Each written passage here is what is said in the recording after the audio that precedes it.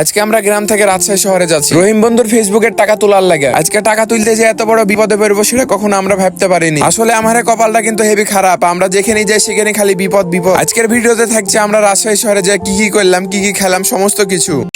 আসসালামু আলাইকুম এভরিওয়ান, কি অবস্থা সবার? আশা করি সবাই অনেক ভালো আছেন, আপনাদের দয়ায় আমি অনেক ভালো আছি। আজকের ব্লগটা ক্লিয়ার হতে চলেছে, আপনারা ভিডিওর ইন্ট্রো দেখে অবশ্যই বুঝে নিয়েছেন। হাটে অনেকক্ষণ দাঁড়িয়ে থাকার পরে দেখি আমার রহিম বন্ধু আসলো, তিনজন মিলে একসাথে গাড়িতে উঠে বসেছি। আমাদের এলাকাটা গ্রাম হলেও কিন্তু সবসময় গাড়ি পাওয়া যায়, এটা হচ্ছে বড় সুবিধা। আমাদের এলাকা থেকে শহরের মধ্যে ঢুকতে হলে কিন্তু সুন্দর একটা বিল পার হওয়া লাগে, রাস্তায় যাইতে লাগে সুন্দর একটা আমরা কোম্পানি দেখতে পাই, এখানে ফিট বানাই। প্রায় 10-15 মিনিট পর আমরা শহরের মধ্যে ঢুকে পড়ি। আমাদের বাড়ি কিন্তু রাজশাহী শহর থেকে একদম কাছে হওয়ার কারণে কিন্তু আমাদের অনেক প্রকার সুবিধা হয়। আপনাদেরকে যদি রাজশাহী শহর নিয়ে কোনো কিছু বলতে চাই, যেটা বলবো সেটাই কম হয়ে যাবে। আপনারা যারা রাজশাহী শহরে এসেছেন বা রাজশাহী শহরে থাকে তারা সবাই জানেন যে রাজশাহী শহর হচ্ছে বাংলাদেশের নাম্বার 1 সিটি। সব দিক দিয়ে রাজশাহী শহর কিন্তু এগিয়ে আছে। রাজশাহী শহর কিন্তু অন্যান্য শহরের চাইতে অনেক পরিষ্কার পরিচ্ছন্ন একটা শহর। আপনারা যারা এখনো রাজশাহী শহরে বেড়াতে আসেননি অবশ্যই বেরিয়ে যাবে। আমার এই রাজশাহী শহরে কিন্তু দেখার মতন ঘোরার মতন অনেক কিছু রয়েছে। রাজশাহী শহরের রাস্তার লাইট গুলা কিন্তু রাত্রে বেলা অনেক সুন্দর লাগে, এটা হচ্ছে মেন আকর্ষণ। যাই হোক, রাজশাহী শহর নিয়ে যেটাই আপনাদের বলবো সেটাই একবারে কম হয়ে যাবে, কারণ রাজশাহী শহর মানে আগুন। সত্যি কথা বলতে দুঃখের কথা কি আর বলবো আপনাদেরকে, আমার রাজশাহীতে কিন্তু প্রচুর পরিমাণে পানি হয়েছিল। আর আজকে কি করেছি ভাই, এত গরম চলে আসলো আমরা নিজেরাই বুঝতে পারছি না। মেলা দিন পরে